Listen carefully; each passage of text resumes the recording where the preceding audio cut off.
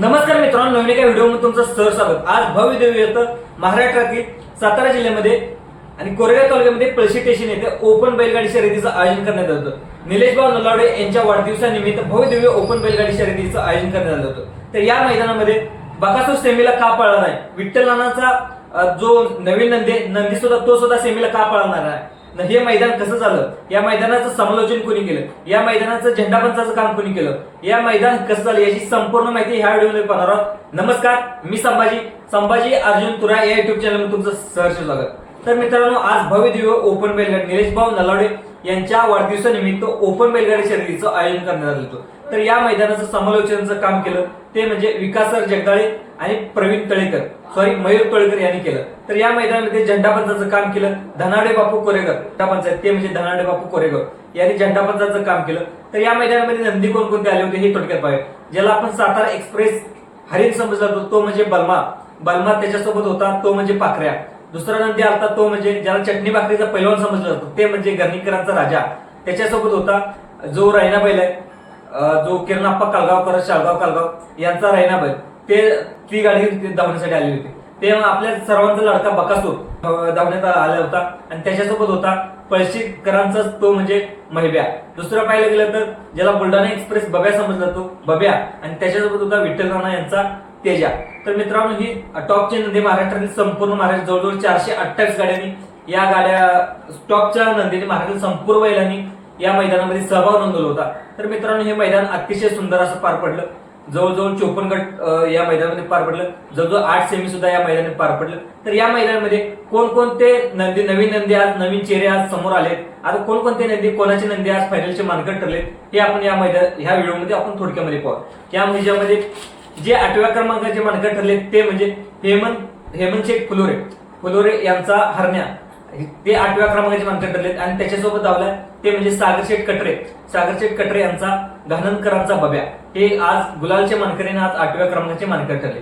तर दुसरं पाहायला गेलं तर 7व्या क्रमांकाचे मानकट ठरले ते म्हणजे सानवी बसू पुजारी यांचा सोन्या आणि त्याच्यासोबत महेश जाधव पुसेगावकरांचा लक्ष्या, हे गाडी आज 7व्या क्रमांकाचे मानकट ठरले। तर 6व्या क्रमांकाचे मानकट ठरले ते म्हणजे प्राप्ती प्रवीण रोकडे यांचा छोटा सांबर आणि त्याच्यासोबत होता विशाल विरकर मसोडे यांचा तो म्हणजे हरण्या, ही गाडी आज 5व्या क्रमांकाची मानकट ठरली। तर आज 4थ्या क्रमांकाची मानकट ठरली ती गाडी म्हणजे सिद्धी मच्छिंद्र मोहिते यांचा अंजीर आणि त्याच्यासोबत नंदिनी विक्रम डोंगरे यांचा नंद्या, ही गाडी आज 4थ्या क्रमांकाची मानकट ठरली। आज 4थी क्रमांकाची मानकट ठरली ती म्हणजे मुकुंद कोंडालकर यांचा संग्राम आणि त्याच्यासोबत पृथ्वीराजाचा कुटुळ, नंतर दैवत गोवेकर यांचा राणा, ही आज गाडी 4थी क्रमांकाची मानकट ठरली।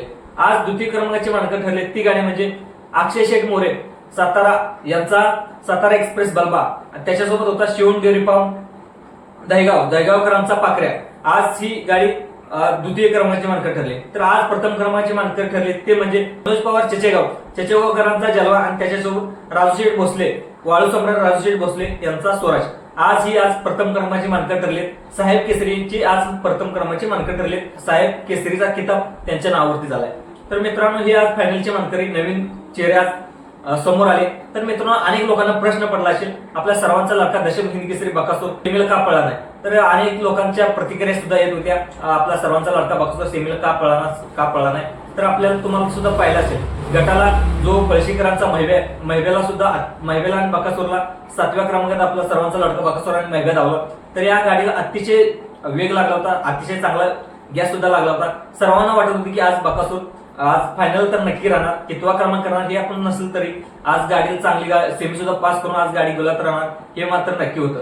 पण झालं असं की ज्यावेळेस गट पास करून नंतर गाडी पुढे गेल्यानंतर जो बकासूर सोबत जो बैल होता तो म्हणजे महिबा बैल, त्या महिबा बैलाला थोडीशी दुखापत झाल्यानंतर जो पायाला सूज आल्यामुळे जे महिबा बैलाचे मालक आहेत पळशीकरांचा महिबा त्या बैलाचे मालक त्यांनी निर्णय घेतला की पायाला सूज आल्याने सेमी गाडीला पळवायची नाही, त्यामुळं जो बकासूर सोबतचा नंदी आहे तो महिब्या तो गाडी आता सेमीला पळत नसल्यामुळे आपला बकासूर सुद्धा पुण्याला निघून गेला। तर मित्रांनो, ही माहिती अशी होती, त्यामुळे आपला बकासूर सर्वांचा लडका बकासूर आज सेमीला पळाला नाही। अनेक जे फॅन्स आहेत आणि आज फॅनची इच्छा होती की बकासूर सुद्धा आज गुलाब राहायला पाहिजे, पण सुद्धा त्याची आरोग्याची काळजी सुद्धा घेणं सुद्धा अतिशय गरजेचं आहे।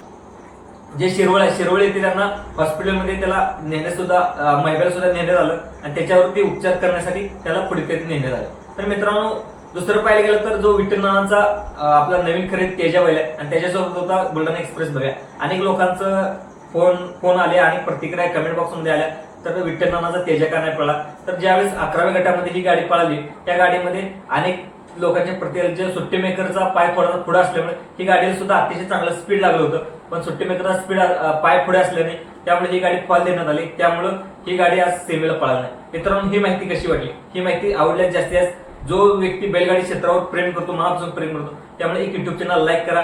हा व्हिडिओ आवडल्यास आपल्या युट्यूब चॅनलला सबस्क्राईब सुद्धा करा. धन्यवाद.